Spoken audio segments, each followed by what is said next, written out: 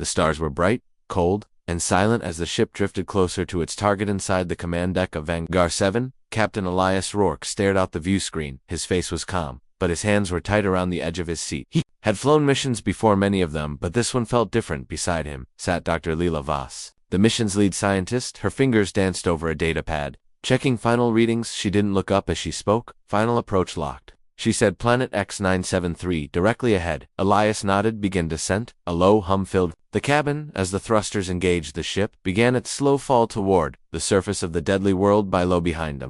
The rest of the crew gathered. Each one had signed up for this mission willingly. Some for science, some for adventure, others for the money, but none of them truly knew what they were walking into. This thing really that bad? Asked Corporal Jocks, the youngest member of the team. He leaned back in his chair, trying to seem relaxed. Leela looked at him like he'd just asked if fire was hot. It's Class 15. She said that means it kills anything that lands there. Jocks blinked. Oh no, life signs, added Lieutenant Mara from the corner. She was the team's weapons expert. No movement, just rocks and silence. Silence can be scary, muttered Jocks. It should be, said Alias, finally speaking again. This place doesn't want us here. The ship shuddered as it entered the upper atmosphere outside.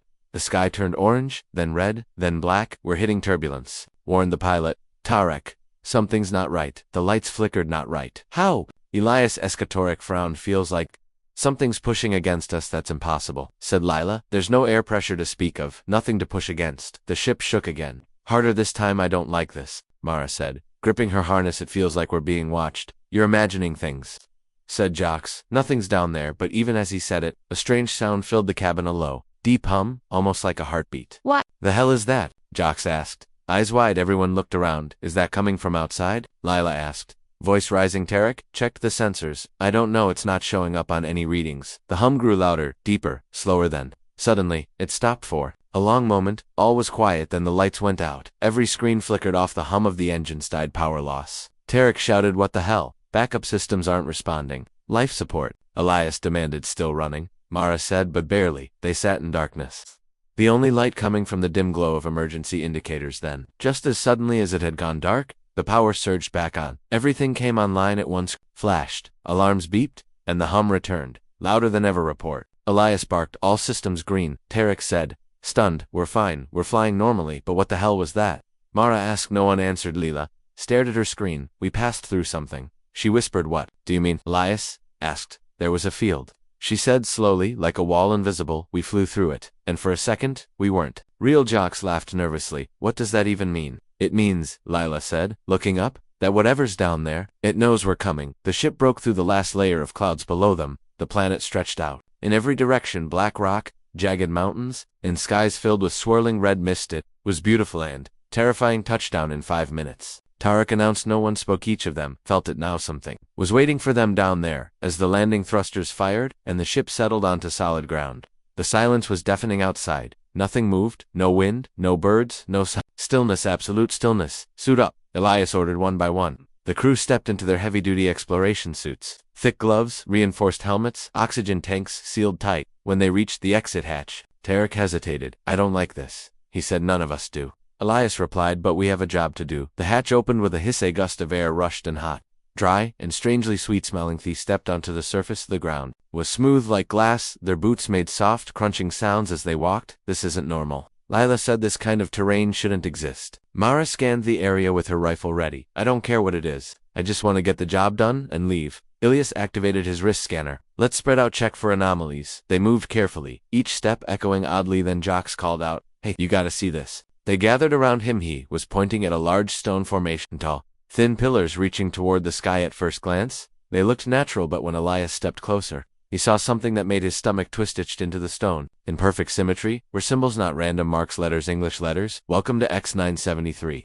Read the message carved into the rock. Silence fell over the group. How is that possible? Lila whispered. Elias ran his gloved hand over the text. It was clean, fresh. Simeon or something had made this recently. Who left this? Jocks asked, his voice trembling. No one answered. Then, without warning, the ground beneath them trembled violently, just enough to feel like something far below was shifting. Watching what? Elias looked at his team. Back to the ship, he said quietly. They turned to go, but as they took their first steps away from the pillar, the hum returned, louder, closer, more alive. And then, just as they reached the landing ramp, a voice, soft, calm female, spoke from nowhere. You are not the first. They froze. Did anyone say something? Mara asked, breathless. No, Elias said, but someone just talked. The voice came again, and you will not be the last. The ship's lights flickered, then everything went black. Darkness lens and light a flicker, then full power. The ship lights came back on, blinking like they were waking up after a long sleep inside the cabin. The crew groaned as they stirred awake. What just happened? Jox asked, rubbing his helmet. Did we black out? Mara said, pulling herself upright. Elias was already on his feet. His suit sensors showed all green. No injuries, but something wasn't right. We were standing outside, he said slowly. And now we're inside. They looked around. The hatch was sealed. Their boots were dry, but they remembered stepping onto the surface. They remembered seeing the message carved into the stone. You are not the first. Leela stood up fast. That doesn't make sense. She said we were outside. We walked outside. Tarek checked the logs on the ship's console. There's no record of us leaving. He said no video, no motion data, nothing. This is impossible. Mara muttered no. Elias said it's worse than that. It means something changed our memory. Jox laughed nervously, so we didn't go outside. Then where did that voice come from? It came from here. Lila whispered. Everyone turned to her. She was staring at the main screen. It had turned on by itself on the display.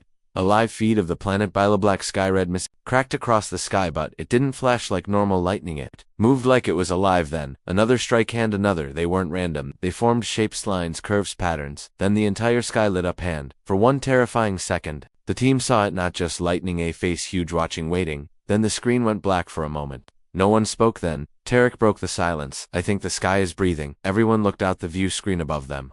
The clouds shifted, not like wind, but like lungs expanding, slowed. Deep in Halix Haligan, and again, it's watching us. Lila whispered. Mara tightened her grip on her rifle. If it wants to fight, let it try. Jox shook his head. I don't think it's trying to fight. I think it's trying to talk. To who? Elias asked. To us. The hum returned a lot closer, faster than, without warning. The ship shuddered, not from turbulence, from something else. Something pushing against it. Something's touching the hull, Tarek said. Eyes wide, he pulled up the exterior. Cameras outside. The red mist had thickened. It clung to the ship like fog, but then it started moving, crawling like fingers wrapping around metal. What the hell is that? Mara shouted. It's not fog, Lila said, studying the readings. It's energy. Pure energy. Is it attacking us? Elias asked. No, she said, voice trembling. It's testing us. Testing for what? Jox asked. To see if we're real. There was a pause. Then the mist pulled away. The sky cleared. The hum faded. Everything went still. Too still. I don't like this, Tarek said. Why would it stop? Because it found the answer. Leela said. Elias looked at her. What answer? That we're not supposed to be here. The lights flickered again. Then a new sound filled the cabin. A voice, soft, cold, and feeling. Visitors detected. Everyone wasn't coming from the speakers. It was coming from inside their helmets. The voice echoed in their heads. Unauthorized presence confirmed. Mara raised her weapon. Where is it? Who's talking? Correction required. The ship's controls began to fail. Lights blinked off. Alarms blared. Systems are going down. Tarek yelled. Manual override. Elias shouted. Tarek tried, but nothing worked. Someone's inside our systems, he said, or something returned to origin that time.